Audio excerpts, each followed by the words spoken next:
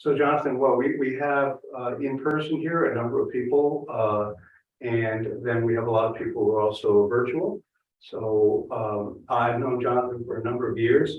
He is one of the leading experts on China, and certainly one of the leading experts on China at McKinsey. He will talk a little about what he does with the institute that he runs, but he's a senior partner at McKinsey, and he graciously agreed to be the keynote speaker for today's event, in spite of the fact that it's 1 a.m. In Shanghai, where he is right now. So the reason why we want to talk about China, obviously, is because along so many different dimensions, China is an issue. It's an issue from a market point of view, from a supply point of view, from a geopolitical point of view. So what we hope to accomplish in this session with Jonathan is really to get his observations and thoughts about what's going on in China, the Chinese economy, but also what impact it's having on all of you who are running companies in the chemical industry, and many of them are global in nature. So, Jonathan, maybe you could start out and just share with people your background and your career, so they have some context beyond just the bio that they have in their book. Sure, Peter. Well, I think happy to, first of all, always happy to chat about China, and actually quite a lot is going on, and it's good to do it. I think at the moment as much as possible, simply because as Peter and I talked, there's a lot of bad information out there about China, and that it's mostly, I think it's bad in the sense that bad news and so forth, but it's also just bad because people haven't been to China for quite a long time. I'm curious as to whether anybody in the room has been in China in the last, I don't know, let's pick it, 12 months. Anyone been in China? We got one person who's raised their hand. Okay, so in-house, virtual, but okay. This will have the merit quarantine, right? of novelty, if nothing else. I hope you managed to avoid Shanghai lockdown. Just for reference, I've done 144 days of quarantine over the last 2 years. So I've been in China quite a lot, and back and forth. So my background is 37 years with McKinsey and 36 years in China. I spent the first year in Los Angeles. And actually, I have longer family history in China, but we don't have to go through that. Excuse me. I did raise 2 children here who are now grown and in college. I've been, I said, with the firm all that time. I do a number of things. I'm one of the directors of the McKinsey Global Institute, which is our internal research organization. I've done that for about 10 years. Most of my time, though, is spent in client service, and my typical work is around urbanization, real estate, infrastructure, finance, the development of all of that. It sort of gets me into things like smart cities and sustainability. And then, of course, I spend a fair bit of time on these type of US-China, China-US propositions, both for multinationals and for local companies. So, yeah, that's a thumbnail sketch. And finally, of course, friend of Peter. Could not go without saying that.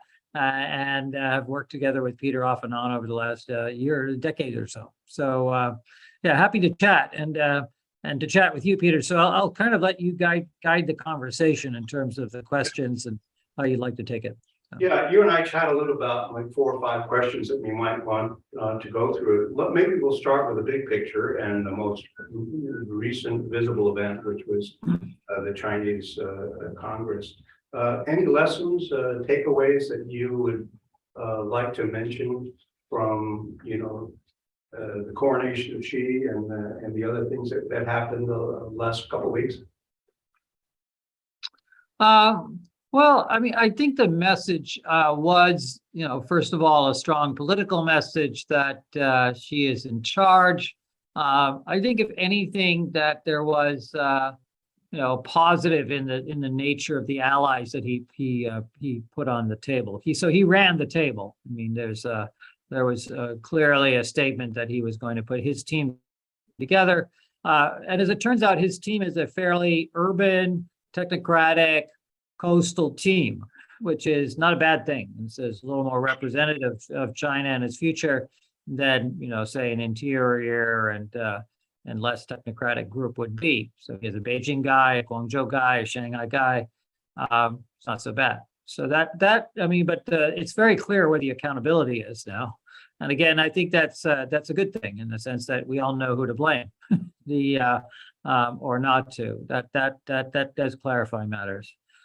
The other thing that was clear was policy, in the sense that China is not for the turning. It's consistent. There was no change. So that was the message. Policy continuity is a thing. We won't be changing anything very soon, and we're dedicated to excellence, if you want, in the pursuit of that policy, the strengthening of the Chinese nation, the buildup of innovation and domestic value added, and peripherally the growth of a healthy consumer market and healthy consumption with common prosperity, all of which are themes that have been part of the toolkit and the policy kit for quite some time under Xi. No changes. I think a little bit more noise about Taiwan, but nothing really out of the ordinary.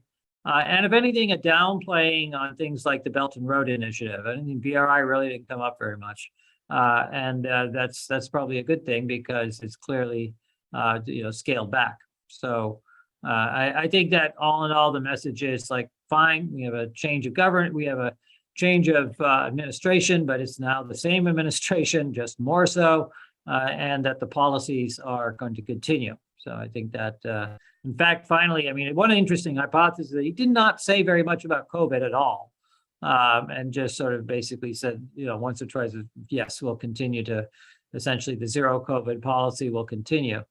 That now people are looking at it and saying, that might be an interesting thing, because by not emphasizing it, he's actually giving himself some room after the party Congress to change it.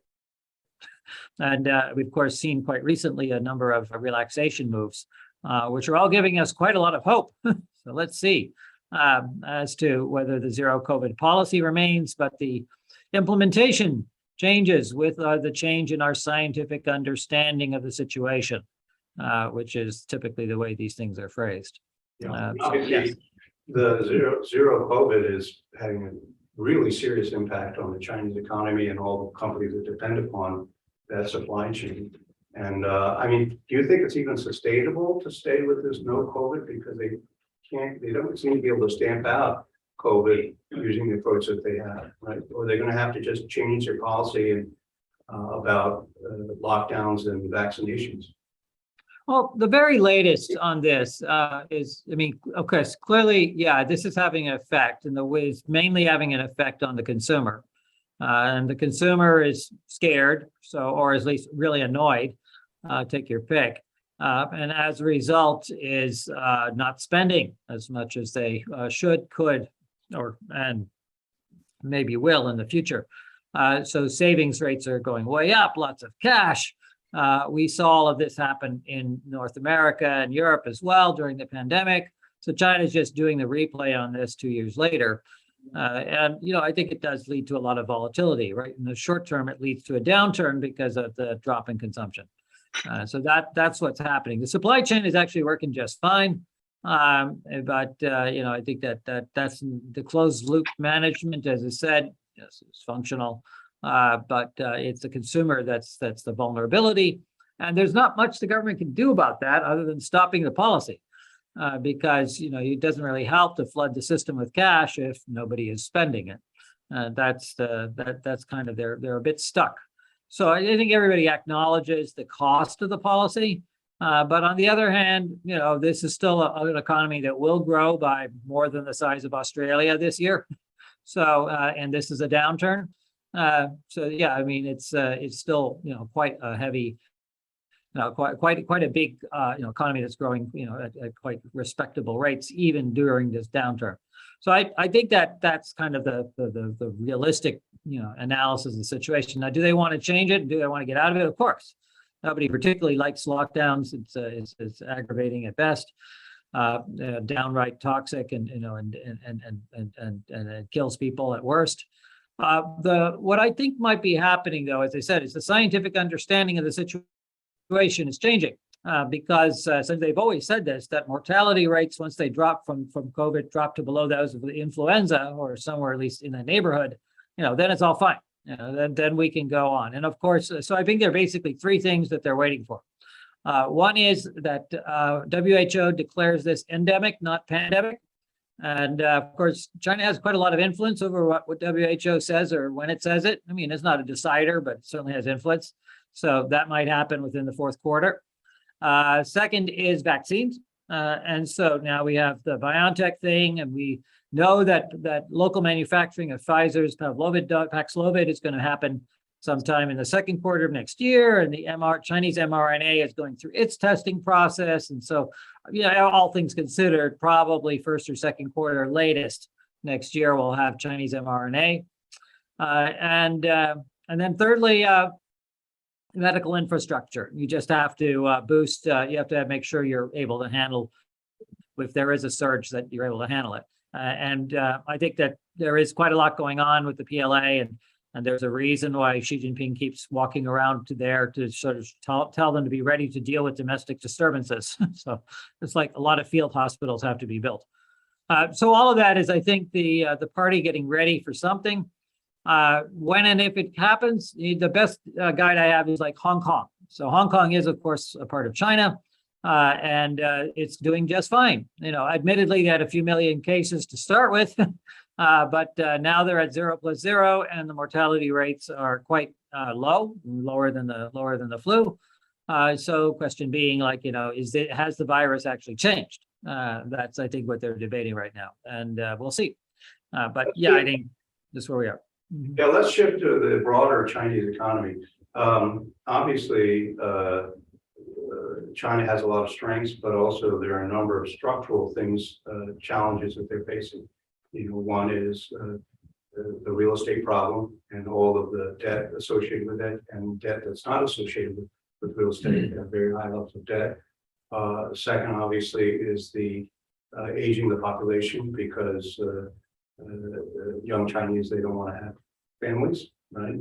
So they have the one-child policy, but they kept that policy too long, and then when they turned it off, it didn't really have any impact. But the other is, all of the the changes that are going on in terms of sort of the clampdown on a lot of the technology sector.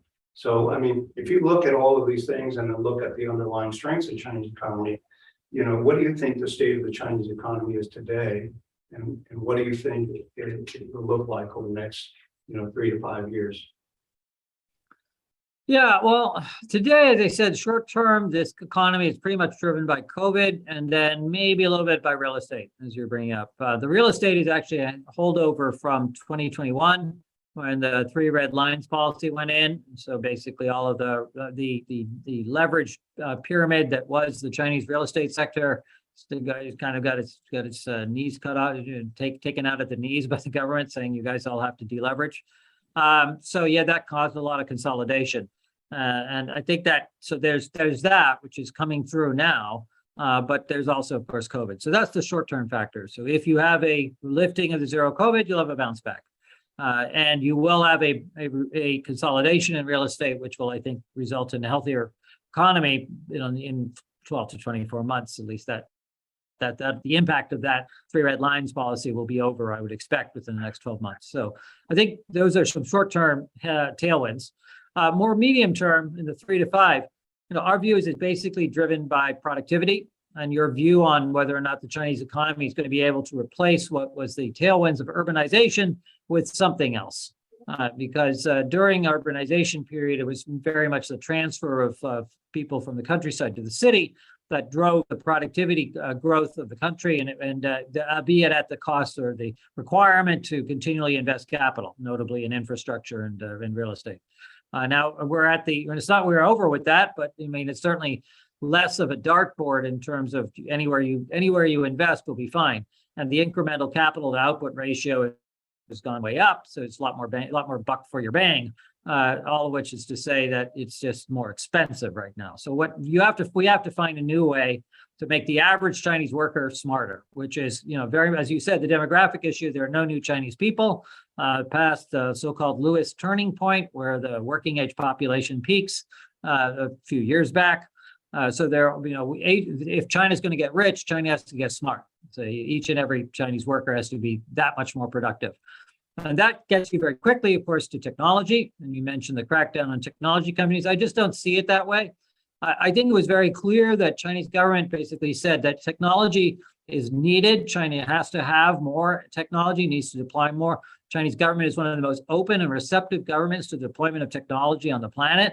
Many people outside of China say, whoa, too much, right? Surveillance state and all that. Well, be that as it may, China is using the tech. And I think that we see the impact in industry after industry, notably in automotive. We obviously see it in all sorts of transport. We're starting to see it in biopharma. We can see it in obviously in finance and fintech. China's capital of that, and it's having real productivity benefits. So, for me, if I go to my neighborhood small and medium-sized enterprise, they're already cashless.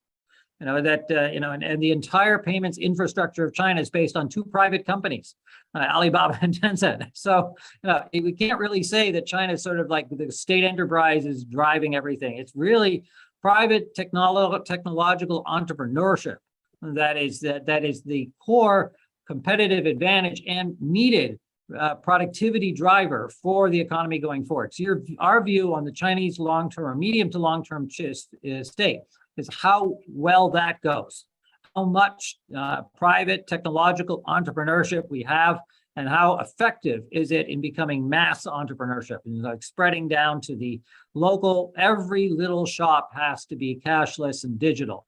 Every little factory has to be wired up and using IoT. This is the challenge for China. It's never been done before, certainly not in a country of 1.4 billion people.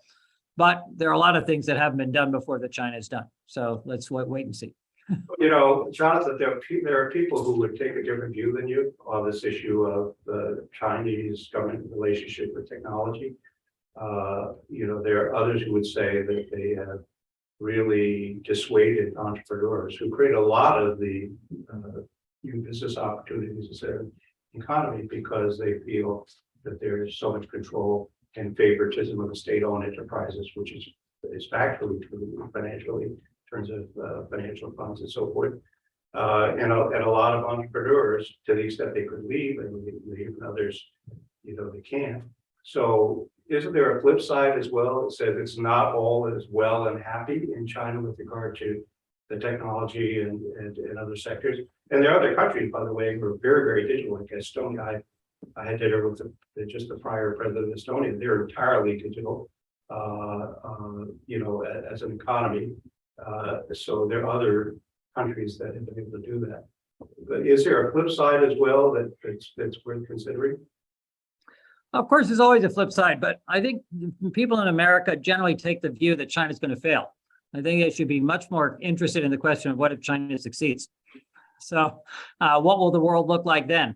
I think that's the question. And I think because generally speaking, I frankly don't see it that way. I think what we've seen in the capital markets, if you look at who are the top market value companies in China today versus 10 years ago, it's clearly, shifted in favor of private sector companies A and technology B. So not really, a story about the state revenge or something. Now the state enterprises, they have their role, but it hasn't changed much. So the state employs roughly, 15 to 20% of the population. It generates about 30 to 35% of the revenue, and has about 40% of the fixed assets, which is consistent with a heavy industry profile. But it's been that way for over a decade, and it doesn't really look like it's changing very much. Now, on the entrepreneurship side, I think China already has, by many measures, the largest and most has had in some years the largest IPO market, largest equity market issuances, and so forth. And it's a volatile market because it's clearly undeveloped. It's an emerging frontier market where 56% or 57% of the equity is owned by the state. So it's like a casino on a bad day. So I wouldn't recommend this as an investment portfolio, but I do acknowledge that, you're starting to see a very large developing pool of capital that is actively investing in technology and entrepreneurship in the country. Now, will that continue? We can all have our points of view. But it clearly, is it risky? Absolutely. And do these people run into political problems? All the time. So yes, but there is 1.4 billion people who are very hungry for technology and are quite willing to take amazing levels of risk in order to pursue it. And I think that is something that we should be really very conscious of. And so frankly, if Los Angeles was as digital as Shanghai, we wouldn't have half the problems we do, and everything from affordable housing to education and literacy to healthcare. You said before other people would like to see China fail. To be honest with you, I don't think that's true, because this is a case where if China fails, it's going to have a negative impact globally, right? So quite frankly, those people in the know actually don't want China to fail, because if the Chinese economy created whatever, it's serious. This is not like Russia, where, okay, if Russia fails, the main issue is oil and gas. In China, it's so important as far as, where things are manufactured, et cetera, et cetera. And so I don't think people wish China to fail. There may be some people who say they don't want China to have unfair practices against Western companies, but that's different from wishing that they fail, right? It's more, is there an even? Now, I wasn't saying that they wish that they fail. I think they just think about them failing. No, I think that's the problem, is that we are very much a methodological scenario focus. I have never, frankly, in the last 6 months, had a leading multinational come to me and ask me the scenario, what's the scenario if China wins? I never get that question. I only get the question, what happens when China, does something horrible, or something horrible happens to China? That I never get the question about what happens if China wins. What does that even mean? What does China winning mean? What is the world where China wins look like? I think that's a very interesting question. One should consider that carefully from the point of view of an industry leader today. What does the world where China becomes the industry leader look like? Well, the reality is whose leader is second place doesn't matter. The reality is China has been winning for a long time. If you look at the growth of the economy and their development. So it has been winning, depending on your definition of winning. So now let's turn to this geopolitical, because obviously there's a huge amount of tension between China, the US, and some other countries. And we had this most recent first meeting in person between Biden and Xi and so forth, and the tensions about what's going to happen with Taiwan, et cetera. What's your read on the most recent events, and whether things are going to escalate in terms of tension or maybe calm down based on what you see happening? Yeah. So I probably shouldn't have been so coy, Peter, about I'm asking people to imagine. Let me just sort of state one thing, that the world where China wins is China becomes the world's largest economy. It becomes the source of most of the world's intellectual property. It becomes a equal, if not greater, partner in most multilateral organizations. And it becomes by far the largest source of corporate leadership in the world. That's the world where China wins. So, I just think that one should look at that and say, well, that's a scenario. And what would we do in that scenario? But to your question about what's going on now in the world of international relations. First of all, by all accounts, it was a good meeting. So Biden and Xi, and it's like, okay. I was with who was it today? Kevin Rudd, Asia Society, who said something like, the temperature in the room has dropped from 38 degrees to 32 degrees, and that's a lot more comfortable. We're not still at 25 degrees, which is like normal, but it's better. So that's good. So things are not quite as heated as they were before, and that's because leaders need to talk to leaders. And so we're all I think generally people are quite happy that happened, and so far that dialogue will continue. We all acknowledge, and there's no change in the sense that there's still acknowledgement of the competitive and in places conflicting relationship But at least there's a dialogue. And I think that's extraordinarily important, of course, for risk management. No dialogue means you do not know what the other person is thinking or doing, or even saying, or at least saying. So that was good. I think that, the most recent events from the Chinese perspective constitute all but a declaration of war.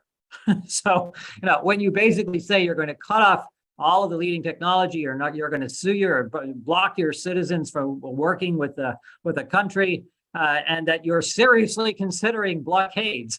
It's like, wow, that's a fairly serious bunch of statements right there. So from the Chinese perspective, this all sounds very threatening, and deeply concerning as actions have been taken. That said, as you can see, the response has been muted at best. I don't think there really has been much of a response other than people saying, okay, fine, let's figure out how to work around this, or we work with this, and try not to be on an entity list, of which there are now, I think, over 400 Chinese companies on a US entity list right now, quite a lot. So, there is, at this point, quite a restraint on the Chinese side as far as they're concerned in responding to these moves.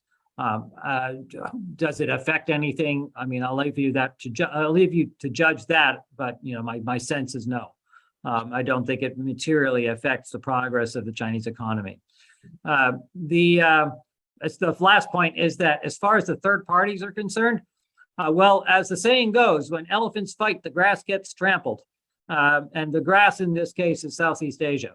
So these are the countries that have the most at stake in China and trade with China. So, obviously COVID has put a bit of a dent on that, but not all entirely. Chinese investment in China has been the single biggest investor in Southeast Asia for quite some time, and it's knitting together the region. So intra-Asian trade as a percentage of all Asian trade is now almost like 65%, which is amazing, because intra-Europe trade is, as a percentage of European trade is only like 70%.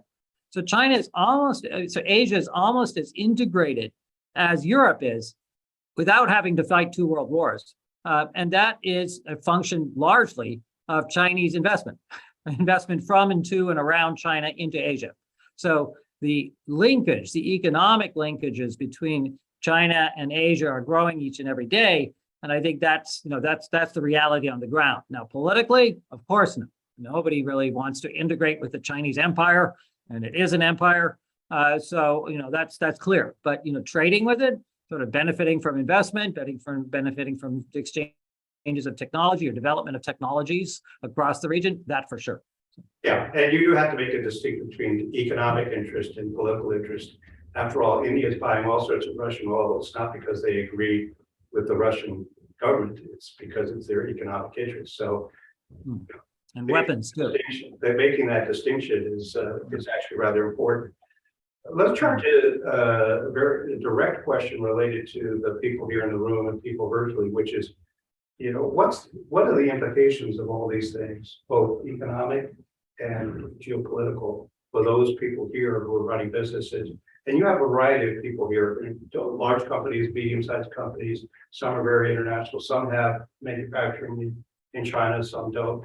And it is a period of a lot of dilemma, though, because and very challenging, which is why we have this speech, because on one hand, China is a huge market, so it's a place we'd love to be able to sell things.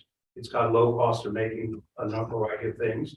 But on the other hand, a lot of things have happened that there's a phrase that's being used by some people saying, is China really investable or not? Right? In other words, can you afford to build plants there or have a lot of your supply chain coming from China and so forth? I personally am not sure, right? Because there are arguments on both sides as far as whether it's good or bad. And I suspect it also really depends a lot on what each company, right, what their relationship is with that market. What's your feeling about the implications of these in terms of, from the business point of view of these, these international companies here in the room? Well, I'd love to hear from the colleagues in the room as well. My general sense is, okay, I do not come bearing necessarily great news. That the high point of China, of multinational influence in China was probably somewhere around 2006. At that point, multinational revenues as a share of total revenues in China are about 17%, which is wild. I mean, that 70% of all revenues in China for all companies came from multinationals. That was the high point. And then it's been pretty much on a straight downward trend since then. And so we're now down at somewhere like 10 or 11% of revenues are from multinationals. And that reflects, essentially two things. One is the increasing level of local competitiveness in the marketplace. And secondly is the unwillingness of the multinational community to invest to keep up with the rest. So both sides. It's not uniform. Some sectors are more multinational oriented than others. So the luxury goods guys are doing just great, holding up there in the bargain at 30-40%. The technology people took a dive, on mobile phones. Anybody remember your Nokia phone? That's clearly gone. That was, and auto is, again, I think a fascinating place where, up until quite recently, multinational was doing very well. And now, of course, we're seeing a whole new wave of Chinese attackers. So this is going to be a very interesting playing field. But in short, I think we're seeing a changing of the game. The rules that we sort of used to think about, sort of like, let's bring the technology in and it will displace local competition, and that will be clearly of a more compelling offer to the end user. If you're in a consumer segment, or, and we can build barriers to entry around brand, around, technology in the supply chain, or maybe in the manufacturing sector. Those things are less true now than they were before. They've been less true for quite some time, actually, in a lot of pieces. And so whether it's DuPont exiting polyester fiber, or, as I said, the mobile handsets getting replaced, China's demonstrated the capacity to sort of indigenously innovate, if you will. That is the challenge that I see for multinationals coming up. It's like we're now that plus this increasingly multipolar world. We have to sort of manage the transfer of intangible assets, your brand, your IP, your data, your people across borders. Now, and the very fact that multinationals have not been able to move their management into and out of a country for 2 years does make it very difficult to say you're winning in China. So if one is able to figure out a model where one can move those intangible assets, those people, that data, those IP, the brand, around it, into and out of, and build on it in the country, then you'll be successful. And there are examples of success. I always tend to go back to my friends at Honeywell, who used to make it their thing to say, when people complain about the Chinese competition, they're going to be complaining about us. We are the Chinese competition in turbochargers or what have you. And so they made a very conscious decision that they were going to be local all the way, benchmark locally in sales and marketing, but also benchmark locally in product development and innovation, benchmark locally in management. And so they really created that platform, and it paid off. 10x increases in sales, and it's been really holding up, very, very much the earnings profile of the company for the last couple of decades. So yeah, but not every company has that commitment or could. So my message is that, the game is changing. It's going to be a lot more volatile. Chinese competition is going to be a lot tougher. It's no question that you're going to face some margin challenges. And so one really does have to look at this and say, where should I play and how should I play? Maybe this game just isn't for me anymore. But in the immortal words of Ayrton Senna, the race car driver, is like, on a clear day, you cannot pass 15 cars, but when it's raining, you can. And there's going to be a lot of rain. Well, my last question before we open it up to questions from the audience is this. It's a question of what do you do about this? And I know that you and I chatted about this. And one of the concepts we'd like to talk about is how to think of it in terms of risk management, right? And so, what I'd like you to do is maybe walk through. I mean, I think you have this concept of hazard, exposure, and vulnerability, and maybe you can walk through a little bit your thinking about this question from a risk management point of view. Sure, and so as Peter's noting, all consultants have frameworks. So here's another one. As we think about kind of the risks of a situation, we sort of divide in those three parts. The hazard is the fundamentally unpredictable thing, the thing that you don't know. The exposure is how does that affect you, in which area, what part of your company or your function, and the vulnerability is what you can do about it. What is the toolkit that you have to recover, and how much stress is your system built for, basically. So we've looked at this in many contexts. We talked about it in COVID. We talked about it in terms of climate change and impacts of that. We talk about it in terms of cyber. All these things are hazards, and they are hazards to the extent that you don't understand the pattern. Is it a something you get a lot of warning about or not get a lot of warning about, as in fundamentally unpredictable or not? And is it a big risk in terms like the individual instance of it occurring is either small, like normal theft or counterfeiting, or it could be quite big, like an earthquake or something at a key point. So you have these understanding of what is the hazard, and I think that creating that's something where people spend a lot of time thinking about. They don't actually have much to go on. It's like, I'm not, like I said, on the COVID zero policy, I'm not inside Xi Jinping's head. So this is not me speculating on his determination of when to lift or not the COVID policy. Well, not sure how that helps too much. I could at least come up with a few scenarios. I mean, like these are the bounds, the sort of the likely scenarios. That these are the scenarios that people talk about, at least, that we want to understand. But then what you can really understand is the exposure. You can really know that if this hazard eventuates, this is what gets affected. This affects my R&D platform. This affects my manufacturing cost system. Where does it affect? So a supply chain interruption, how does it actually translate into a risk profile for you? I think that's something you can actually spend a lot of money on. You can actually figure out what that is. And then against that, you have your vulnerability, your toolkit. So my observation right now is people talk a lot about resilience. They do very little other than potentially building some inventory. But the inventory is a modest response to something that could be an existential risk. Clearly, we're not seeing a lot of new capex based purely on resilience ideas. Sometimes people will, decide, okay, maybe not China this time, maybe Vietnam. That's as much for the idea that serve the South Asian markets, in my view, as it is to diversify away from China. But so there's inventory, there's decisions about network management. I think most importantly, there's information. The thing that you can really do better, the single highest ROI, is more transparency around your entire network, your ecosystem, from suppliers to suppliers of suppliers, N-2, N-3, N-4, all the way down to customers and their customers, to really understand how is the risk that you're concerned about, whether it's geopolitical risk and the possibility that somebody might get canceled in your network because of something that they said, did, or were aligned with, to, again, supply chain problems. So that transparency, that information is what differentiates the companies that can survive a crisis from the ones that don't even know a crisis is happening until it's already happened to them. So, I think about vulnerabilities and managing it. Those are the tools that I typically think about. So there you have it: hazard, exposure, vulnerability.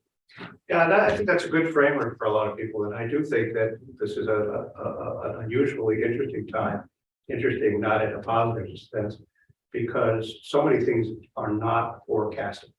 That's a lot, but a lot of the CEOs we work with, one of the things they say is, look, I've had a whole career dealing with change and so forth. And the biggest challenge now is the number of disruptions, and some related to China, but also the inability to forecast, right? And say what scenario. So it really comes back to what I think Jonathan said, is at a minimum, you've got to look at yourself and say, how resilient are we? How quickly could we pivot to a shift that we didn't anticipate, that we have to react to in a positive way? And I think that's a very, very important part of what Jonathan's saying. So let's open it to some questions. Yes? I think there's one from Raj. No, I know. I saw these raised his hand. See if you can promote Raj Gupta to a panelist. Let's see. Here we go. Okay, let's see if he comes up on the screen. He's not coming up on the screen. Oh, there he is. Oh, no, that's me. Is he not coming up?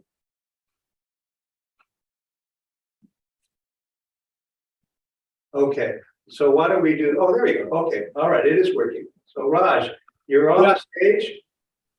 Can you Okay, see all me? right, Raj. So those of you who don't know Raj Gupta was the CEO of Rowan Haas. He's a very, very well-known figure in the industry. So Jonathan, thank you for sharing your ideas. I want to just get your response on two very important questions. One that I faced when I was in the Hewlett-Packard board, and the more recent issues around antitrust approval in China. I am at least aware of two very recent cases where the companies have very little business in China, but the Chinese authorities have been withholding or not giving permission, and they have unlimited timeline. And it's really led to cancellation of transactions. That's one. And I don't know how to react to that. And the second one is going back at least a decade, where Chinese government decided that certain segments in technology were going to be their focus. They effectively blocked out Western producers from selling those products to the government. And answer was eventually they ended up doing joint venturing with the local companies. I mean, do you see more of those kind of issues emerging as a indirect way of really squeezing more technology out of Western companies, or delaying tactics, and or really retarding the possible growth as well? So I mean, I enjoyed your perspective, but I'm talking about some real live examples which are happening today and some that go back a decade. Yeah, I'm just making sure I got it, Raj, on the first one. These were like acquisition transactions where the Chinese regulator basically was withholding its decision, or? Absolutely, and the companies had very little business. They got US and European approval within a matter of weeks, and they represented less than 2% of the sales of the company in China. And they withheld it to the point that the termination date for the transaction expired. Interesting. Yeah, well, I mean, look, I first of all, I think it's quite possible that both those examples are ones where the regulator decided, yeah, we actually like to lean on the playing field here a little bit, and favor either a local producer, local value added, or simply favor a local producer either by reducing the level of global competition that person might face, or by essentially giving them some preferred access to a local market, i.e. government itself. So those are part of a toolkit of what you could broadly call import substitution. And I think that is certainly one of the it's not unprecedented. Many governments have done this before in many places. So I mean, China is certainly employing those tools in its own interests. Now, is that going to increase or not? I mean, I think that the history on the Chinese side has been like they are quite willing to deploy that toolkit in the interests of companies that they think have a chance. And so from the local perspective, you're looking around saying, do I have a shot at this? and how important is this anyway? So there are some of the things that are less important, you probably wouldn't do it. So a lot of consumer factors, maybe not so much. But if it's on a priority list, okay, then probably you're in there. And then the second question is like, do I have a shot? Is there actual viable local competition? And so, I mean, you take a look at the internal combustion engine business. And so like China, after 30 years, is still unable to make an internal combustion engine. So it was apparently very difficult. Or seamless stainless steel tubing. China cannot make that because that's quite complex metallurgy. And so it wouldn't make sense to employ that toolkit there. So they don't actually anymore. They tried a bit, then gave up. So, I mean, I think there are some cases where China will basically back off because they're failed. In other cases, they say, no, we've got a shot. And so that in that case, the question becomes like for the global players, what do you want to do? You want to be part of the game or not part of the game? That's a real question. And you have choices as to what one does in terms of creating value added. The last point I'll make is that a lot of the incentives that often are offered are like for this sales to government and local subsidies and low cost loans and so forth are generally for this category of indigenous innovation. And so the question there becomes, does foreign ownership matter? Can you be indigenous and still be foreign? You're producing locally and you have local value added. open question. A lot of those subsidies and so forth are actually available to foreign companies that have invested in the country. So that's a bit of a gray area as to how one plays it. But no question. I mean, China is embarked on this path, and from a macro theoretical economic point of view, what you would have to say is that, well, you can fool some of the people some of the time, all the people some of the time. You can't fool all the people all the time. If they're genuinely doing uneconomic, uncompetitive, subsidized economics, eventually it's going to fall over on its face. So, let's wait and see whether they actually pursue that path. Yeah, maybe my bottom line take is that China is a much riskier place to do business today than it used to be in the past. I think that's kind of the bottom line for what I see. It's not as straightforward. They're not as welcoming as they used to be, just because they're very competent as well. So that's probably fair. Yeah, and I do think that one of the things to think about is what's driving Xi. A lot of it is ideological as opposed to economic. So he's doing a lot of things that from an economic point of view are not as, shall we say, favorable because of his ideological pursuit. And that's one of the things you have to think about because it's driving a lot of what the Chinese government is doing. I'll make one other point, which Jonathan, you may not agree with. As you remember, in the 80s, everyone said Japan Inc. Japan was going to take over because of their automation, because of all these things and so forth. And they used a lot of the techniques, not necessarily for the same reason that the Chinese government about excluding foreign investment in Japan and, promoting local competitors and so forth. But then 20 years later, Japan did not take over the world. It's a strong, global player. But so the question will be, how will all of this play out? I personally don't have a scenario that I feel is the most likely case, but it's going to be interesting. It's not necessarily going to be straightforward. Let me ask if there are any questions from anyone here in the audience. If so, call us, but I'd like you to step up over here. There's a little black X over there, so that everybody can see you with your lovely suit on. Hold on a second. That's Well, Hold on just 1 second. We're going to turn on the. You're going to turn on the camera in the house. There we go. Okay, and you can demote Raj, right? Nice. Down there. There we go. Hold on. I'm taking a step back so you can see Okay, great. My full head. So Okay, there we go. All right. Okay, we've accomplished what we're supposed to. So now everyone can see Carlos Cabrera. Carlos Cabrera is well known. Long history. He's ran UOP. He is the executive chair of Genomatica, and he's a panelist today and a leader in green chemistry. So, Carlos, your question. Thank you very much for the very insightful presentation. I have two questions. Well, one question, one comment that I'd like to get your opinion on. One is, in light of this very aggressive behavior from so-called the West, whoever's driving it, why do you think China shows restraint and not counteract? Is it because they're too weak, or because they're too strong, or there's just because they're patient? That's my first question. And then my second one, I'd like to hear that one. If I can, Peter, I just want to get another, let me give you the other question as well. I've been working in China basically since 1977. And we infused an enormous amount of technology. Quite frankly, we did. We helped bring the 500 million out of poverty, and we were very proud to be able to do that, right? Because, we contributed technology that really made a difference. And, we were not naive. It is to be accepted that the Chinese were not always very respectful of intellectual property. However, there were some very strong deterrents, right? One, the technological edge that we had was much greater than it is today.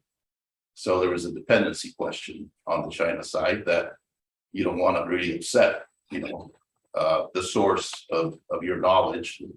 And you have to be respectful that the knowledge comes in as long as the gap is there. The other part is that China was going through, a very interesting process of, opening the market. So the state was, certainly on a retrenchment state to create innovation, although it still retained very strong powers. But we always felt that because of the dependency and the technological gap and the evolution of the state enterprises over to the private sector, we always had an angle to protect our property. And now I'm not so sure because, the state's very strong and seems to do whatever it really wants to do. And second, the technology gap is narrow. So the real question is forward for an intellectual property intensive company. What can we do with today's and the near future China? And I'll sit down. Those are my questions. Right. Jonathan, you got a two-part question? Yep. We'll see how I do here. Thank you very much, Carlos. I'm honored for the questions, and it's great to hear the history. All right. On the first one, why no reaction? I don't think it's in China's interest to react. So there's sort of weigh the pros and cons. Like, what do you want to do? Declare war on the United States? There really isn't much going badly for China. I mean, the net effect of the Trump tariffs was the single largest trade surplus in favor of China in the history of China.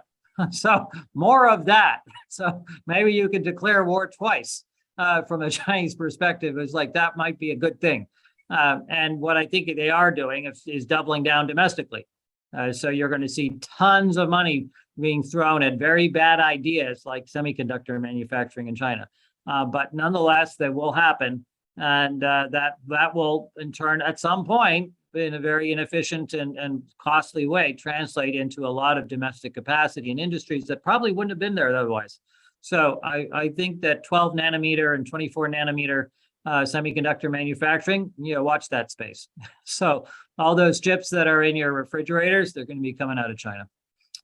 So that I think is the law of unintended consequences, and China is quite well aware of that. So it generally doesn't take big moves. It's not in its interest to do so, and it focuses more on its core things that it can actually control. And I think that the Belt and Road Initiative and China's Soviet alliance or Russian alliance are good examples of what happens when China makes a big initiative, which is, generally speaking, it fails. And these things have been unsuccessful or deeply regretted, certainly the latter, at this point by the Chinese bureaucracy. So I think they try to learn their lesson. It's like, try not to make big announcements, just do your stuff. So that's on the one. On the other, what as an IP intensive company in our economy can one do to engage with China? Well, I sort of felt that the historical analogy or the historical truism was that China will protect intellectual property when it has intellectual property to protect. Sure. And so the number one filer of intellectual property lawsuits in China is, guess who? Huawei. And guess who they are filing lawsuits against? Huawei employees. So I think that there is a robust culture of intellectual property protection growing very quickly in China, not particularly different than Taiwan. As you saw when, once we had Foxconn and Wistron and TSMC, all of a sudden Taiwan's intellectual property regulation became a lot more rigorous. So isn't that a surprise?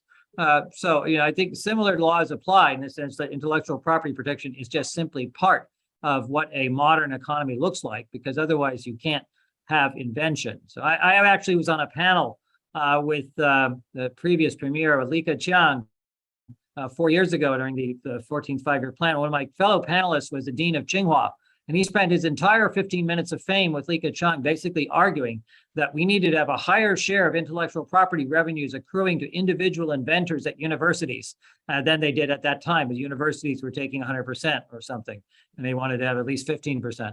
And that was his whole pitch. And yeah, 2 weeks later, Li Keqiang, announcement comes out. Yes, universities should have should give to the inventors 15% of their revenues or something. So, all I say is that there is an awareness of the value of intellectual property. That said, intellectual property, that value is low in China. So and that reflects what they would argue is low labor costs. So I think that, this is clearly a valuation gap between the commercialized Western already deployed version of the technology and what China would view as being the uncommercialized, undeployed versions of the technology, where the valuation is very much up to one's opinion on it. So we've had a generation of venture capitalists coming to China, trying to value things that simply haven't been deployed and saying that we promise you it's worth a lot of money if you will just build it in China. That argument hasn't gone very well. I feel like, we have to be realistic about, first of all, where China is, as you said, in its technological capability, recognize that they do understand the value of intellectual property, but three, they actually think that the value of intellectual property is mostly in the deployment of that intellectual property. And so it's the ability to actually deploy it that constitutes the litmus test for whether it's worth anything. And so if as an intellectually IP intensive company, I'd say your key issue is, can you actually deploy it? And if you can, then you can put a value on it. So with that, we are run out of time, but for a good reason. So we've had some good questions. And Jonathan, I want to thank you so much for being a wonderful keynote speaker. I mean, I hear the people here are aggressively taking notes, so obviously they're listening to what you're saying. And I wish two things. One is, I hope you can now go to bed at 2:10 a.m. in the morning, for which we are very grateful that you agreed to do this keynote.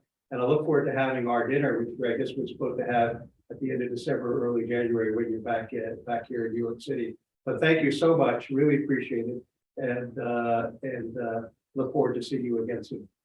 My pleasure. Thanks to you for organizing it, Peter, and I wish you all a very successful and productive rest of afternoon. Thank you very much. So